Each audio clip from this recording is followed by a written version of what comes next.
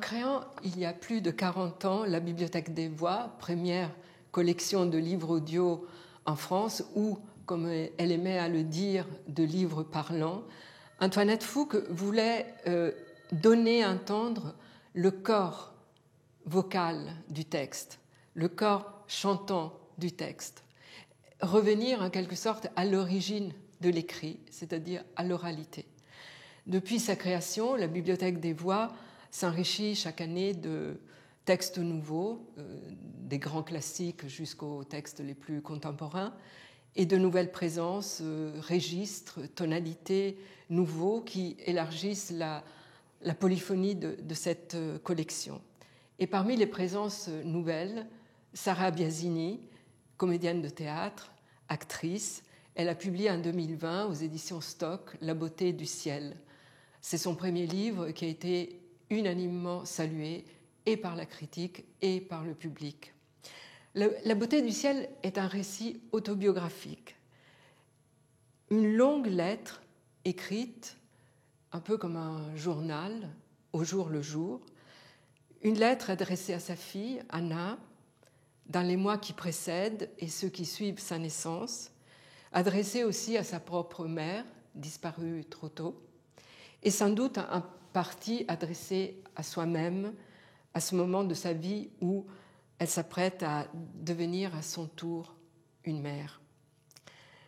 Entre une fille, encore inconnue, présence cachée au plus intime de son corps, pas encore là, et une mère plus jamais là, Sarah Biasini déroule le récit d'une attente et d'une métamorphose.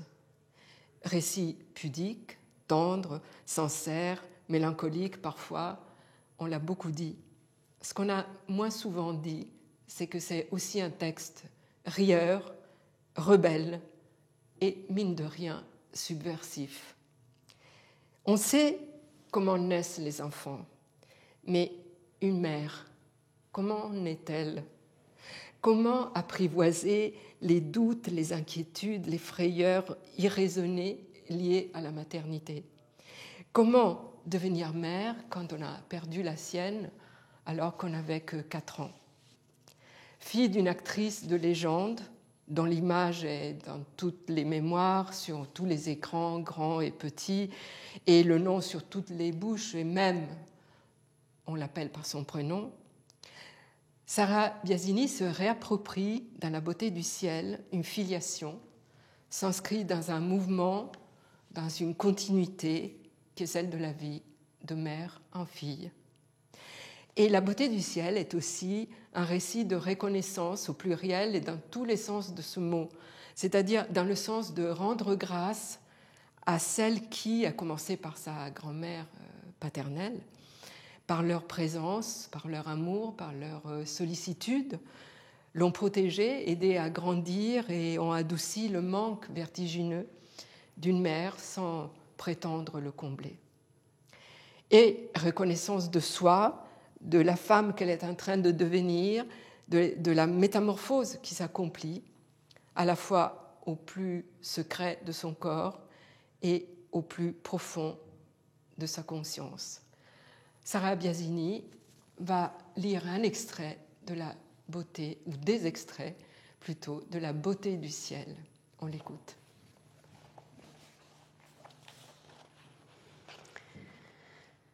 Je ne voudrais pas confondre ma situation avec la tienne. Je me laisse déconcentrer par la recherche de mes propres souvenirs. Je me demande ce qu'il est intéressant que je sache pour avancer. Je ne sais plus si j'ai posé les bonnes questions à ceux qui restent et qui vont bientôt partir. Le temps presse. Ai-je besoin de toutes ces réponses pour t'élever, toi ? Je revis une époque enfouie quelque part, presque inconnue, un temps oublié par ma mémoire vive. Les premiers mois, tout n'est qu'odorat et toucher, les sens les plus voyageurs. Avec toi dans mes bras, je suis renvoyée à ma condition de petite fille. Comment étais-je à ton âge ? Quel était le son de ma voix d'enfant ? Pourquoi me vient cette question si étrange ? Je fais mine de ne pas vouloir partager mes souvenirs de petite enfance, mais je n'en ai pas, ou si peu. Je ne m'en souviens plus. J'en aurais presque honte. On s'en veut de ne pas se souvenir, comme si ce n'était pas normal, comme si je ne pouvais pas être sa fille si je ne me souvenais de rien. Avez-vous des souvenirs de votre mère ? Quand on me pose cette question, j'ai l'impression que l'on me demande de décrire dans le détail les parties les plus intimes de mon anatomie. Pendant longtemps, le rouge aux joues, je répondais que je préférais les garder pour moi. Un jour, je finis par lancer « Comment voulez-vous avoir des souvenirs avant 4 ans et demi ?» Ce que j'ai en mémoire se résume à des flashs, à des images discontinues. Ma mère et moi, toutes les deux, sur son lit, prenant le petit déjeuner. Cette séquence, je l'ai souvent revécue, faite mienne, parce qu'elle a été immortalisée par je ne sais quel photographe. Je dois avoir 3 ans à peine, c'est avant l'accident de mon frère, ma mère est là, bien vivante, gaie, nous jouons ensemble. Il y a, malgré la présence de l'intrus, peu de mise en scène. Je garde ma spontanéité d'enfant jouant avec sa mère. Je pose sans en donner l'air. Il y a eu, heureusement, beaucoup d'autres petits déjeuners semblables que personne n'a photographiés. Voilà pourquoi cette scène m'a toujours semblé si familière. Je vois ce qui t'intéresse, Anna, ce qui te calme. Et je sens moi-même les larmes monter quand j'écoute avec toi Julien Clerc chantant Émilie Joly. Est-ce que je pleure parce que j'ai moi-même écouté cette chanson petite ? Ou parce que je n'en reviens pas de te la faire écouter à toi, ma fille ? C'est pas grave. Ce n'est pas parce que je ne m'en souviens plus que ces moments n'ont pas existé. La preuve, ils résonnent encore. Je vois ce qui est important, maintenant, avec toi. Ainsi le visage de ma grand-mère, ses yeux dans les miens, brillants d'amour pour moi. Ma tête posée sur ses genoux, ses cuisses maigres sous ma joue gauche et sa main qui caresse ma joue droite. C'est comme ça, je l'ai toujours vue occuper la partie gauche du canapé. Avec l'ongle de son petit doigt cassé qui accroche légèrement ma peau.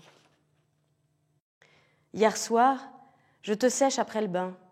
J'ai l'impression de retrouver la sensation de la serviette sur ma peau de bébé et la chaleur d'y être emmitouflée. C'est peut-être l'eau, ma peau et ta peau nue et le contact des mains qui sèchent.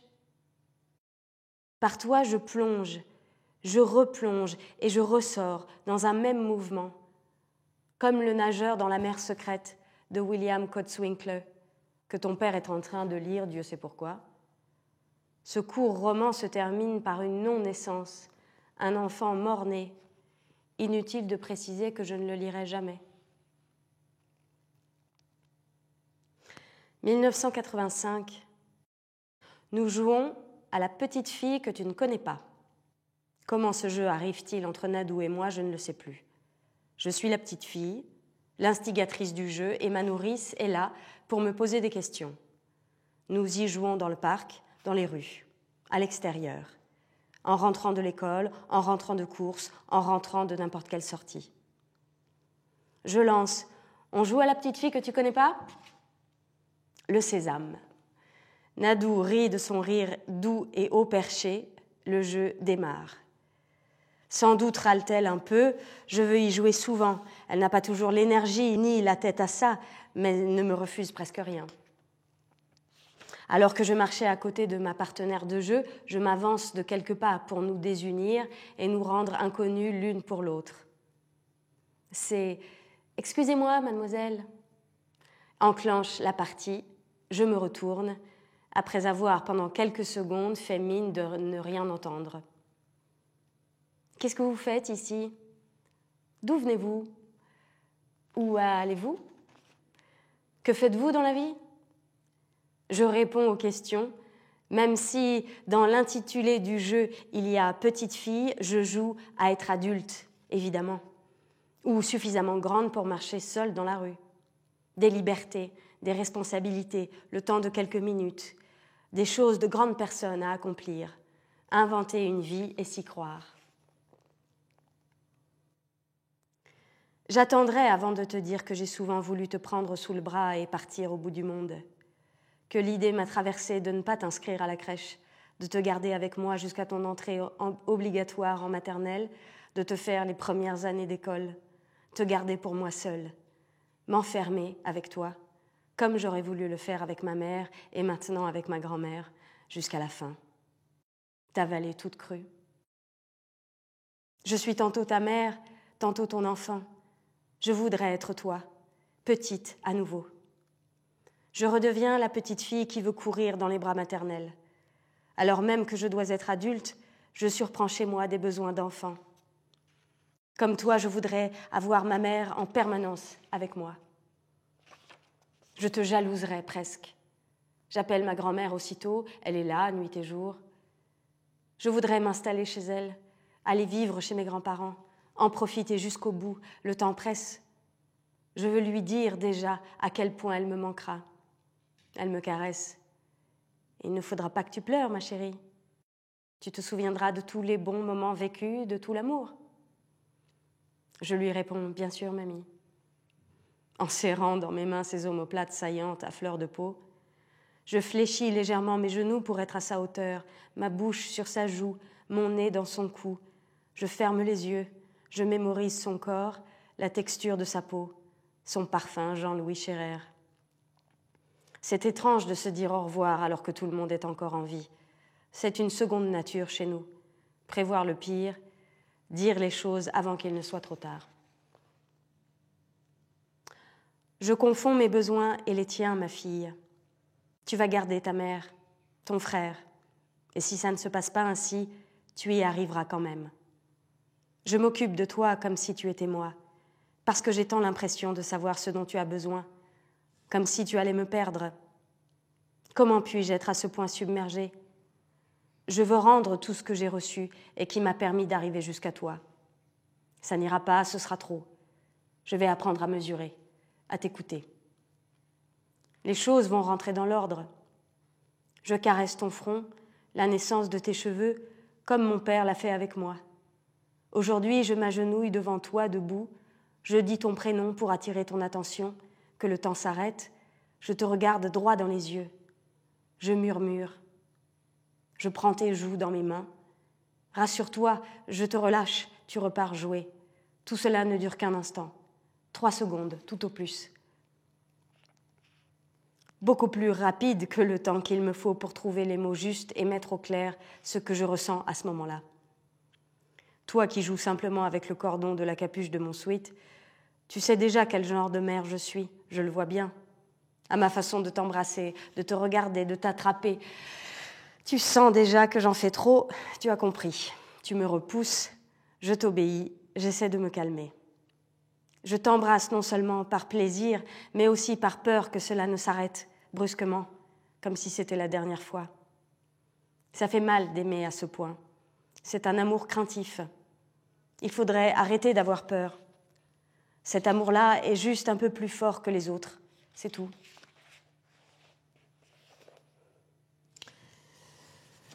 Sarah, en vous écoutant, alors que Dieu sait où nous avons enregistré ce livre ensemble, donc je vous ai longuement écouté, ce qui m'apparaît, c'est une urgence de dire, et en même temps une grande détermination calme. Alors comment mettre tout ça ensemble ? Je ne sais pas, mais comment vous avez approché une lecture à voix haute de ce texte que vous avez porté en vous, que vous avez écrit, mais passer de la solitude, de l'écriture, même s'il y a eu sans doute des moments où vous lisiez à voix haute, mais là, dans la continuité d'un enregistrement, comment vous l'avez vécu ? Bien, j'étais très contente de pouvoir... c'est comme si je finissais le travail, c'était aller au bout du travail, le lire à haute voix pour d'autres. Et puis oui, évidemment, de toute façon, j'aime beaucoup lire à voix haute pour moi. Après, il fallait essayer de contrebalancer avec un ton vivant, parce que il y a beaucoup de pensées intérieures et de choses parfois. Il y a beaucoup de réflexions sur la naissance et donc sur la mort et sur la vie, sur le rapport entre les vivants et les morts, comment les morts continuent à vivre dans une famille, enfin tout ce que j'ai pu observer moi dans ma famille, et c'est ce qui m'intéressait. Et donc je ne voulais pas plomber le récit ou la lecture avec une voix triste. Voilà, donc il faut un dosage. C'est ça, il faut trouver la bonne distance. Oui, après, je ne sais pas jusqu'à quel point, mais en le réécoutant, bon, après, c'est toujours, on a fait ça sur 2 jours, 2-3 jours, et voilà, aujourd'hui, je le ferai peut-être différemment, ça dépend de tellement de choses aussi, de l'humeur de la journée, de l'énergie, de comment on l'a senti ce jour-là, mais une autre chose que j'avais remarqué évidemment pendant l'enregistrement, c'est que dès qu'il y a une émotion qui est présente évidemment dans le livre, mais qui risque de déborder, déjà dans l'écriture, le sourire, le rire même, l'autodérision arrive pour sécher les larmes qui pourraient pointer.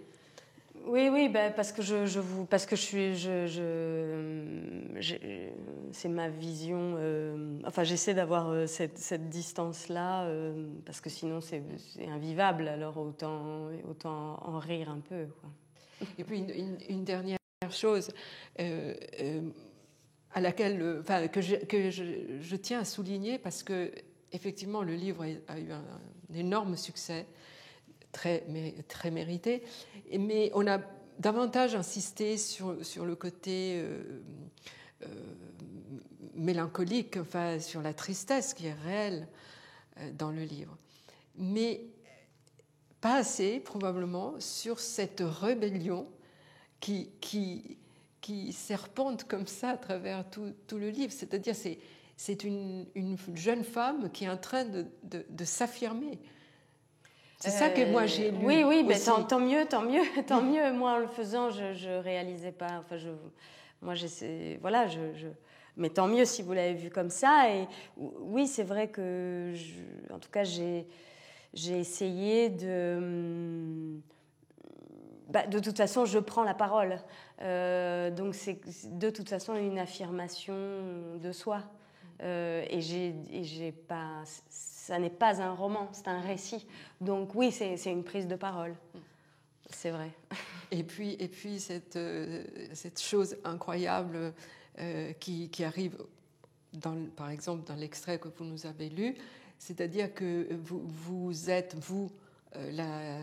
celle qui dit « je », l'adulte. Vous êtes l'adulte, vous êtes l'enfant, oui. Vous êtes votre fille, vous êtes votre mère adulte, votre mère enfant. Oui. Enfin, il y a tout ce réseau, ce faisceau de relations entre les âges, les différents âges de ces 3 femmes, votre mère, vous et votre fille. Oui, mais c'est vrai que je ne soupçonnais pas à quel point, en ayant ma fille sous les yeux, en fait, j'avais envie d'avoir son âge, je crois.